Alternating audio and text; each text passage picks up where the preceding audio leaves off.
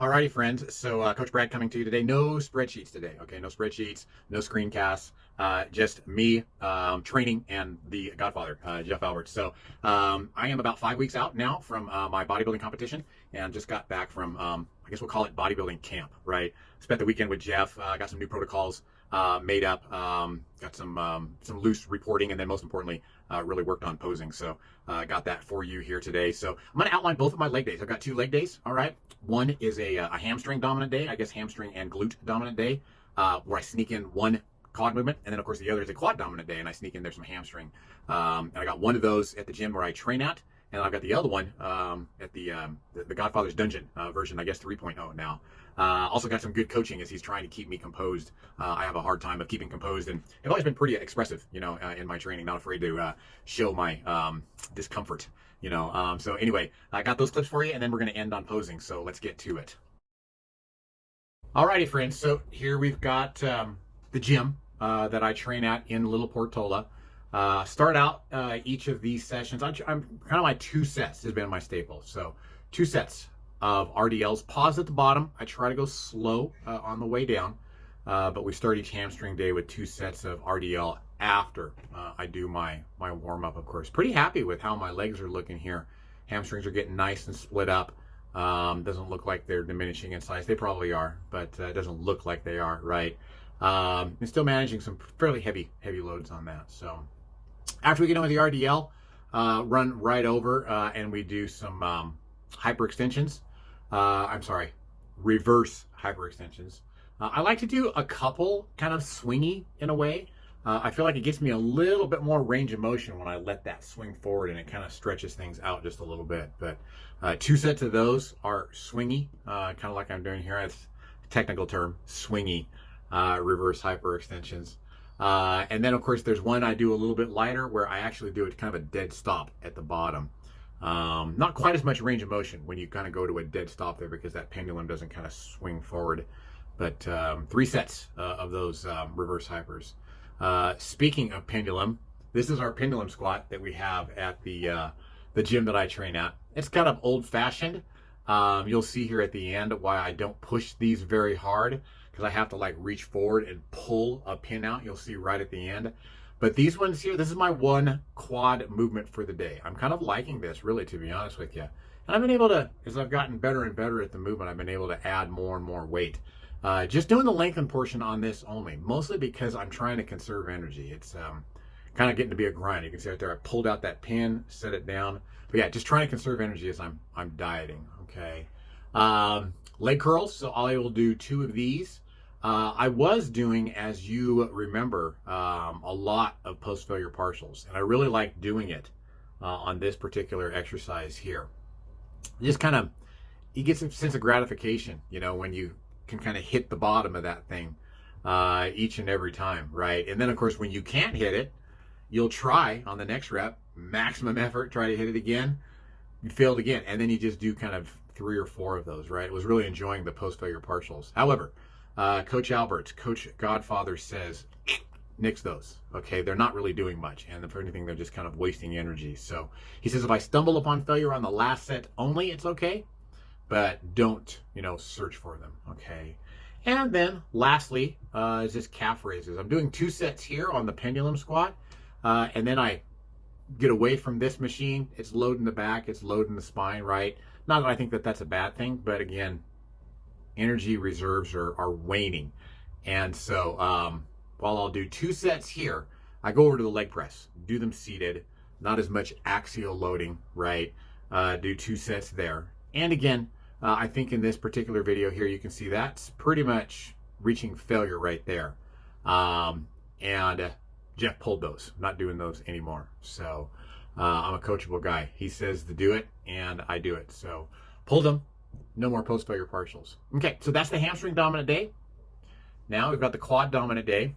Still like to work up to that heavy squat. I feel like I get a lot of carryover from my squat into my deadlift. I'm not deadlifting, but I feel like if I do some heavy squats, I'll, kind of get less weak on my deadlift. Okay, Brad Loomis attempting not to let the burn get to him. Take 1. Here's Jeff's famous hip sled, okay? Usually what I do on my quad dominant day is a belt squat, but this was kind of a nice alternative. And as Jeff is coaching me up, you're going to hear him here in the background to keep composure, keep calm, right? In fact, really, to be honest with you, I think what I'll probably do is on these next couple of clips, I'll probably just kind of pause, stop talking, which is hard for me to do, by the way, and just have him take the microphone here. Up. Right there at the top. Next one, pause it at the top. Pause it, breathe, collect yourself, big breath.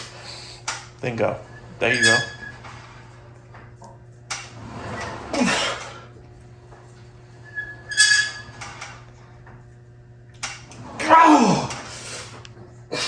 Breathe. There you go.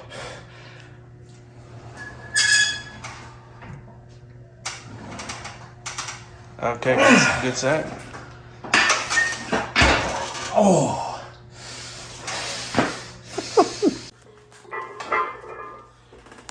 There you go. And then this is where he's trying to coach me up on keeping composure and lengthening the set by just kind of doing a tiny, tiny bit of rest pause. You can hear it here. There you go.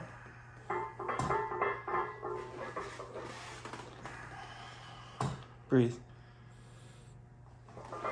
There's one. One more. There you go. Pause. Breathe. You got another one, right? There you go. Breathe. Are we singles or doubles now? 2.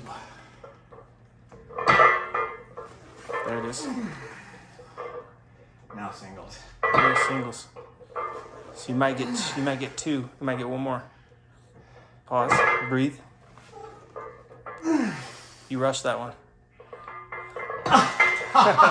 And he kind of got on me there. So on my quad dominant day, this is the one hamstring movement that I got, the hyper extensions. Jeff and I have similar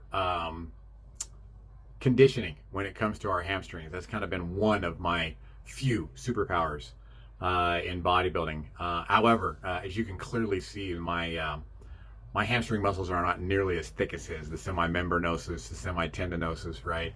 They look decent, and I can show them on stage and posing, but they're not nearly as good as his. So.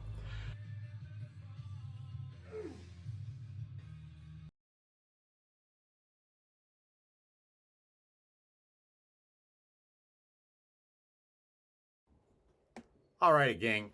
Arguably the most important pose in bodybuilding, the front symmetry pose, right? And here's me kind of in all of my quote unquote glory. Right? It's a 52-year-old natural bodybuilder. Let's face it, I represent probably 90% of you out there. I am not Jeff Alberts. I'm not Alberto Nunez, I'm not Brian Miner.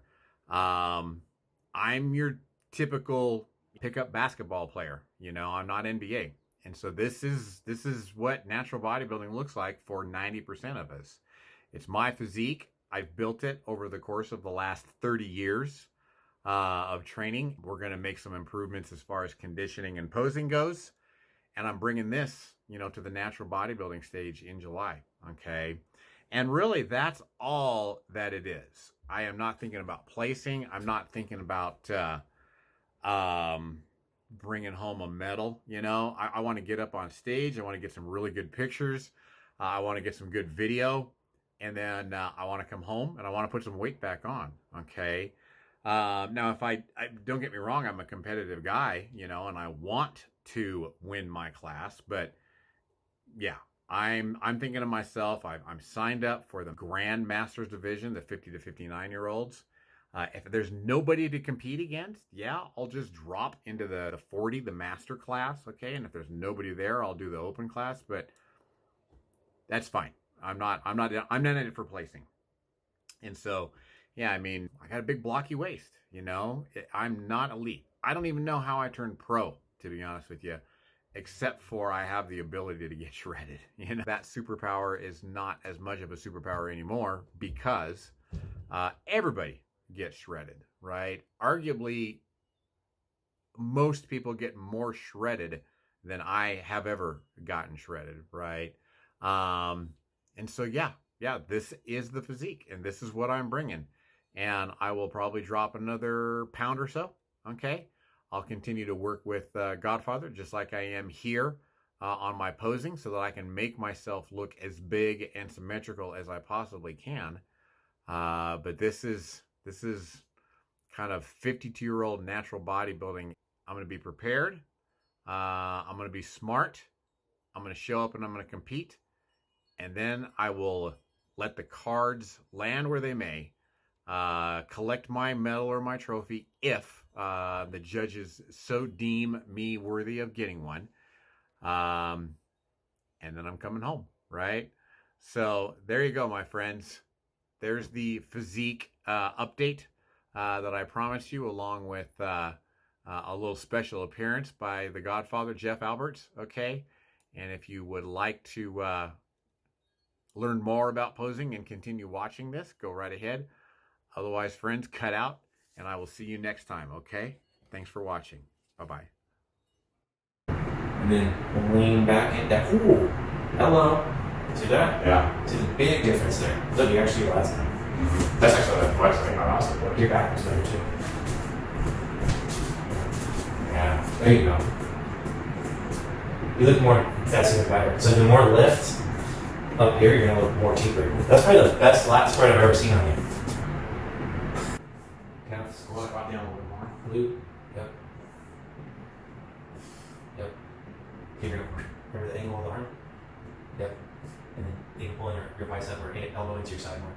Yep. See that? Mm-hmm. Yep. Now squish the pec, and squeeze the pecs. Yeah, there it is. See the difference? Mm-hmm. Yeah. Comes to life.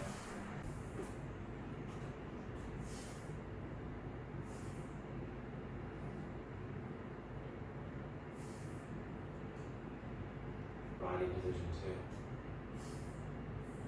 Head up a little bit more. Rotate your heel inwards. Yep. Maybe more if you got it in you. There.